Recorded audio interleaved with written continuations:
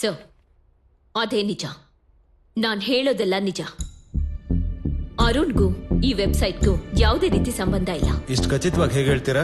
Sir ಅವನೊಬ್ಬ stalker, spontaneous ಆಗಿ impulsive ಆಗಿ ರಿಯಾಕ್ಟ್ ಆಗ್ತಾನೆ.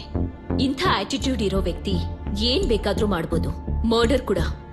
ಆದ್ರೆ ವೆಬ್ಸೈಟ್ ಇಸ್ ಇಂಪಾಸಿಬಲ್ ಸರ್, ಯಾಕಂದ್ರೆ ಅದನ್ನ ಮಾಡಕ್ ಬೇಕಿರೋ ಪೇಷನ್ಸ್ ಮತ್ತೆ ಟೈಮ್ ಅರುಣ್ಗೆ ಇಲ್ವೇ ಇಲ್ಲ sir. This is a job of a sick minded person who is wandering outside. ಅವನು ತುಂಬಾ ಡೇಂಜರಸ್. ಅವನಲ್ಲ ಡೇಂಜರಸ್. ಯಾರು ಡೇಂಜರಸ್ ನೋಡು.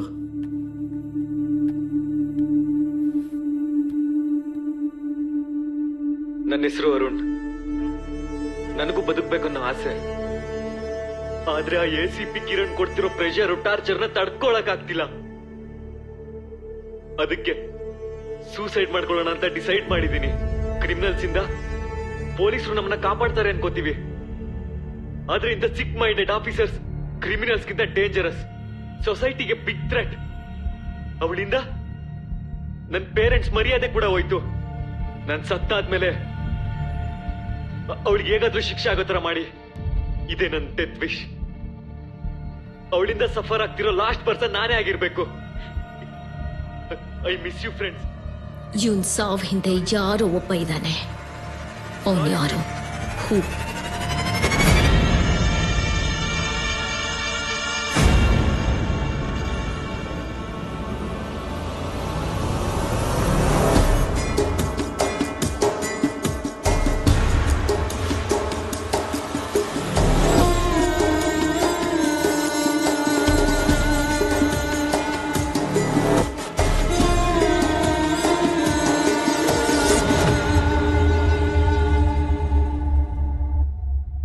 ಅವನು ಮಾಡಲ್ಲ ಅಂತ ಇಷ್ಟು ಕಾನ್ಫಿಡೆಂಟ್ ಆಗಿರುವಾಗ ಅವನನ್ನ ಏನಕ್ಕೆ ಚೇಸ್ ಮಾಡಿದ್ರಿ? ಅವನಲ್ಲ ಅಂತ ಗೊತ್ತಿದ್ರು ಅವನಿಗೂ ಈ ವೆಬ್ಸೈಟ್ಗೆ ಏನೋ ಒಂದು ಸಂಬಂಧ ಇದೆ ಅಂತ ನನ್ gut feel.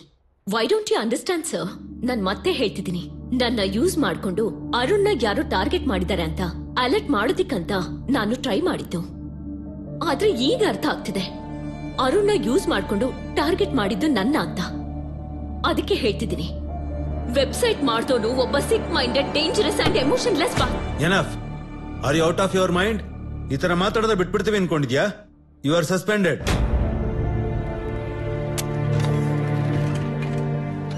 Sir, I'm not the first, I'm not the last.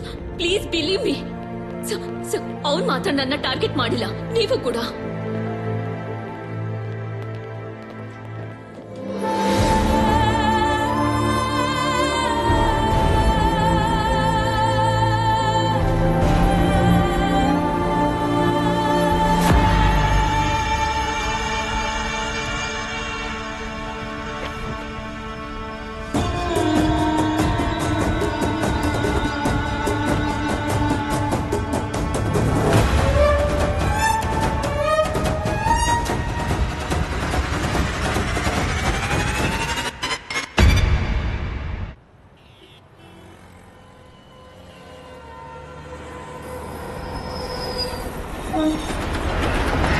Sir, 6 ಗಂಟೆಯಿಂದ ಇಲ್ಲೇ ನಿಂತಿದೀವಿ ಸರ್. ಯಾವ್ದಾದ್ರು ಬಸ್ ಹಿಡ್ಕೊಂಡು ಊರ್ ಸೇರ್ಕೋತೀವಿ ಸರ್.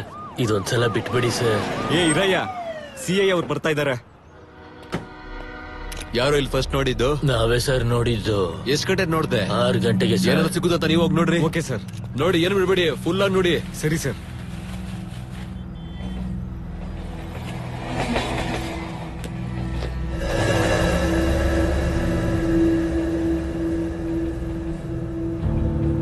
ಏನ್ ನಡೀತಾ ಇದೆ ಅಲ್ಲಿ? ಯಾವ್ದೋ ಮನುಷ್ಯನ್ ಬೆರಳು ತರ ಇದೆ. ಇಲ್ಲಿಗೆ ಬಂತು. ಏನಾಯ್ತು ಅಂತ ಜಾಗ ಬಿಡಿ, ಜಾಗ ಬಿಡಿ.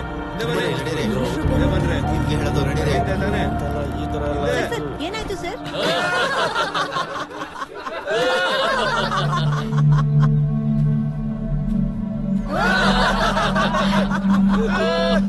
ಈ ಹುಡುಗಿ ಆಟಿಟ್ಯೂಡ್ಗೆ ಸಸ್ಪೆಂಡ್ ಮಾಡಿದ್ರೆ ಚೆನ್ನಾಗಿರ್ತಿತ್ತು. Good morning. ಇವ್ರಿಗೆಲ್ಲ ಬುದ್ಧಿ ಬರಲ್ಲ. ಆ ಯೂನಿಫಾರ್ಮ್ ಹಾಕೊಂಡಿರೋದಕ್ಕೆ ಜಾಸ್ತಿನ ತೆಗ್ದವ್ರಲ್ವಾ? ಬರೀ ಸಸ್ಪೆಂಡ್ ಅಷ್ಟೇ ಅಲ್ಲ, ಇಂಥವ್ರನ್ನ ಟರ್ಮಿನೇಟ್ ಮಾಡ್ಬೇಕು. ಹೆಣ್ಮಕ್ಳಿಗೆ ಇಷ್ಟೊಂದು ಕೊಬ್ಬ ಆಗ್ಬೇಕಾಗಿದೆ.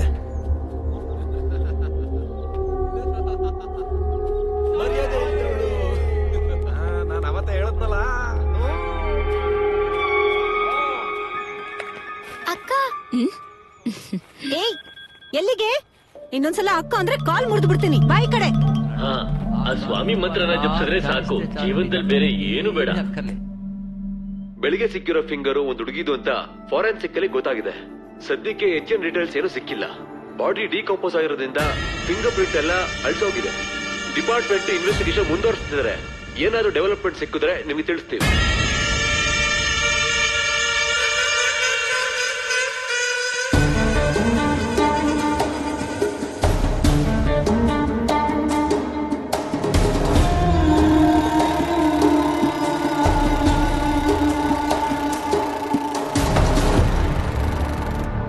ಇವತ್ತು ಬೆಳಗ್ಗೆ ಬೆಂಗಳೂರಿನ ಯಶವಂತಪುರದ ರೈಲ್ವೆ ಸ್ಟೇಷನ್ ಪಕ್ಕ ಸಿಕ್ಕಿರೋ ಗುರುತೇ ಇಲ್ದಿರೋ ಒಂದು ಯುವತಿಯ ಹೆಬ್ಬೆರಳು.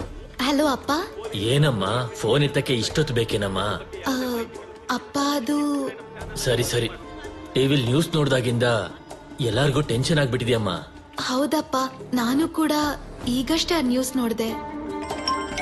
ಎಲ್ಲಿದ್ಯಮ್ಮ? ಬೇಗ ಬಾ.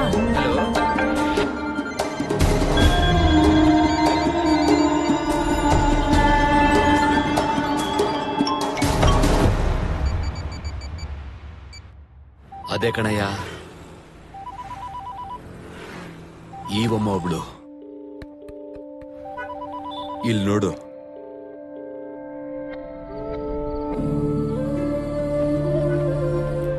ಇದನ್ನ ಒರ್ಸದ್ ಬೇಡ, ಬಿಟ್ಟಾಕಿ. ಏನ್ ವಿಜಯ್ ಅವ್ರೆ, ಈ ಹೆಣ್ಮಕ್ಳಿಗೆ ಅಧಿಕಾರ ಕೊಟ್ರೆ ಯಾವಾಗ್ಲೂ ಡೇಂಜರೇ. ಏ ಹೋಗಯ್ಯ.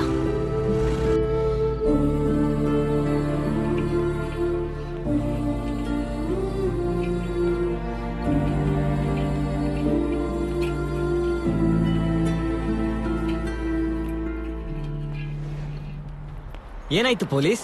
ಏನಾಯ್ತು? ದಿನ ಹೀಗ್ ನಡೀತೀಯಾ? ಇವತ್ತ್ಯಾಕೆ ಏನೋ ತಪ್ಪು ಮಾಡಿರೋ ತರ ತಲೆ ತಗ್ಗಿಸ್ಕೊಂಡ್ ನಡೀತಿದ್ಯಾ?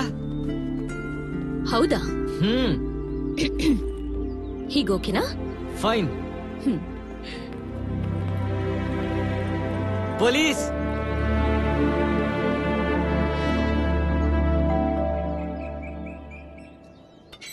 ಬನ್ನಿ ಅಂತಂದ್ರೆ ಬನ್ನಿ.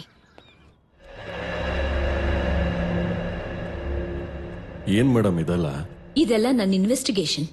ಇವಾಗಿಂದ ನೀವ್ ನನ್ನ ಎನ್ಕ್ವೈರಿ ಮಾಡ್ಬೇಕು. ಎನ್ಕ್ವೈರಿನ? ಯಾಕೆ? ನನ್ನ ಹತ್ರ ಆನ್ಸರ್ಸ್ ಇದೆ. I need some unexpected questions for further investigation. ಅರ್ಥ ಆಗಿಲ್ಲ. ಈಗೇನಂದ್ರೆ ಕ್ರಿಮಿನಲ್ ಯಾರು ಅಂತ ನಮಗ್ ಗೊತ್ತಿಲ್ಲ, ಆದ್ರೆ ವಿಕ್ಟಿಮ್ ಯಾರು ಅಂತ ಗೊತ್ತು. ಯಾರು? ನಾನೇ. ನೀವ? ಎಲ್ಲ ಆ ವೆಬ್ಸೈಟ್ ಇಂದನೇ ಶುರು ಆಯ್ತಲ್ಲ. ಇಲ್ಲಿ ನಾನು ಎನ್ಕ್ವೈರಿ ಮಾಡೋದಕ್ಕೆ ಆಗ್ತಿಲ್ಲ. ನನ್ನ ಮೈಂಡ್ ನನ್ನ ಆಪೋಸಿಟ್ ಆಗಿ ಯೋಚನೆ ಮಾಡಲ್ಲ. ಅದಕ್ಕೆ I need a proper investigation to reach him. ಯಾಕಂದ್ರೆ ಈ ವೆಬ್ಸೈಟ್ ಮಾಡ್ತಿರುವಾಗ್ಲೇ ಅದ್ರ ಹಿಂದೆ ದೊಡ್ಡ ಪ್ಲಾನ್ ನಡೆದಿರ್ಬೋದು. ಅದ್ ನಿಮ್ ಗಟ್ ಫೀಲಿಂಗಾ? ಇಲ್ಲ. ಸರಿ, ಒಂದು ವಿಷಯ ನಂಗೆ ಕ್ಲಿಯರ್ ಮಾಡಿ. ಎಲ್ಲಾನು ಸರ್ವಲೆನ್ಸ್ ಅರುಣ್ ಹಿಡಿಯೋದಕ್ಕೋಸ್ಕರ ಮಾಡಿದ್ವಿ. ಕಮಿಟಿ ಮುಂದೆ ಅದನ್ನೇ ಹೇಳಿದ್ವಿ. ಆದ್ರೆ ನೀವು ಹೇಳ್ತಿರೋದೇ ಕನ್ಫ್ಯೂಸಿಂಗ್ ಇದೆ. ವೆಬ್ಸೈಟ್ ಮಾಡಿದ್ದು ಅರುಣ್ ಅಲ್ಲ ಅಂತಿದ್ದೀರ, ಇನ್ಯಾರೋ ಮಾಡಿದ್ದಾರೆ ಅಂತಿದ್ದೀರ. ಆ ಯಾರೋ ಮಾಡಿರ್ಬೇಕಾದ್ರೆ